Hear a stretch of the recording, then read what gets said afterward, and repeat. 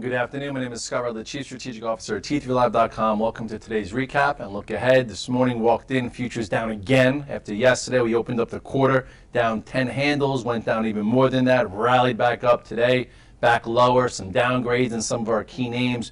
Google, Nvidia, some things were down. So it was a complicated morning. But push comes to shove, you look at where we closed, and I guess things still look somewhat days in. Some new money has been put to work, and we're still above the 50-day moving average in the S&P cash. You look here at the chart, and if you just want to talk pure technicals, this is when we broke out from when Trump was elected. Here is when the momentum trend broke. Okay, so this was your first little 2% corrective phase down to the 50-day moving average. We then bounced back up, right back into resistance, and here is where we are now. Building this upper wedge pattern where question is, what is next? Okay, today, if you just want to, look at it in very simplistic form, here is yesterday's low above the 50-day. Here is today a higher low. We have this descending trend line right here. We closed near the highs of the day. So still, I think you have to be neutral. Okay, maybe neutral to positive because, the bull market's been winning. Neutral to negative there's a lot less names to be involved in. If you look at just some of the sectors, the IWM, not looking great, still hasn't fallen apart. This has been a very, very choppy sector. You have to be very careful with it. Push through this, and then now it's back down. I don't see much to do. I guess, here is some bigger support. I would not be long that. The XLF did act a little bit better.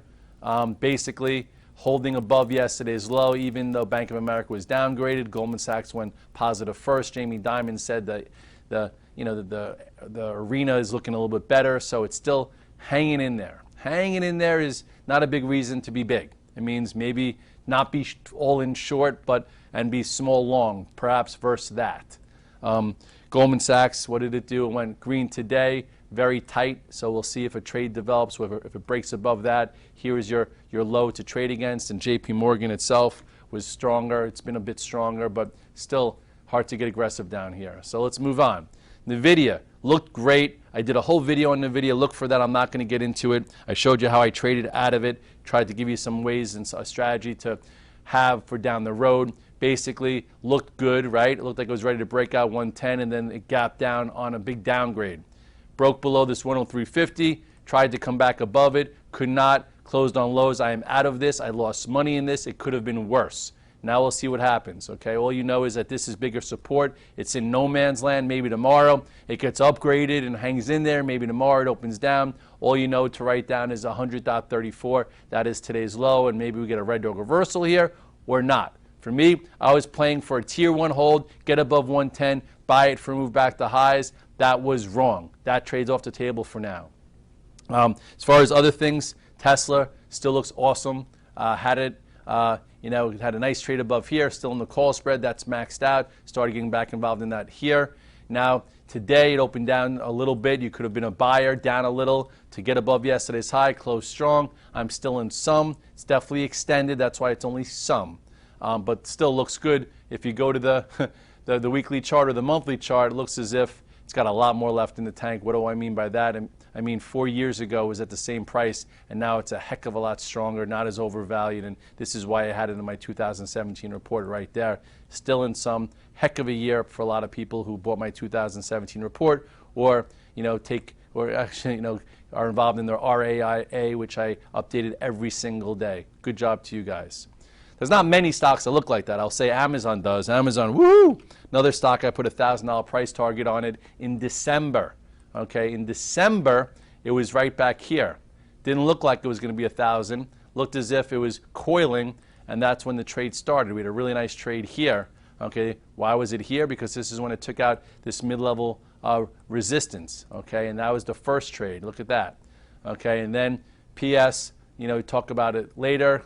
Granted, this was a little breakout failure right there, but then went again, and now look at it. This would have been unbelievable if it happened here, but it didn't. Got to get away from that. Remember that low from, I think it was a week ago or so, held the 50-day. At least hopefully you covered your shorts there if you were thinking short on this outside day, and that's what helped fuel this move. And now at this point, it's above 900. My price target's 1,000. It's extended. Just take care. Doesn't mean it's a short. But now for tomorrow, The way you trade it is using today's high, 908.54. Hopefully you're not caught in some kind of pain trade. And if you bought it here and sold it a little early, that happens too.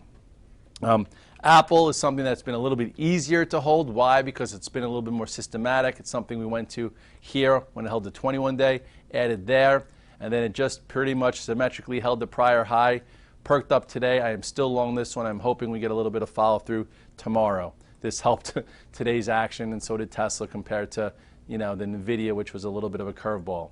I got long Google yesterday. Google actually gave you a way to trade around it. Obviously not as bad as Nvidia. I talked about 844 to 846. We bought a little bit of that pre-market, and then actually came off that, so lost a little bit. I'm still in the options, just not in the stock. I'm going to give it more time.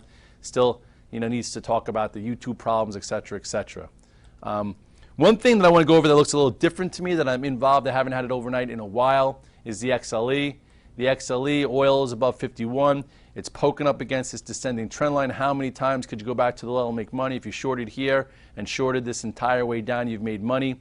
Last time I tried to be long, this was right here, and it failed. So here at a lower level, a new quarter, maybe some funds come in. I'm a buyer, or not a buyer, well, I'm long it, and we'll see it closed on the highs today. Perhaps, it takes out this spot and heads back up to at least test that. And then who knows, maybe it stays on the right side of the trend and there's some alpha here for the second quarter. It did have that feisty move, which we talked about, and now it's holding higher.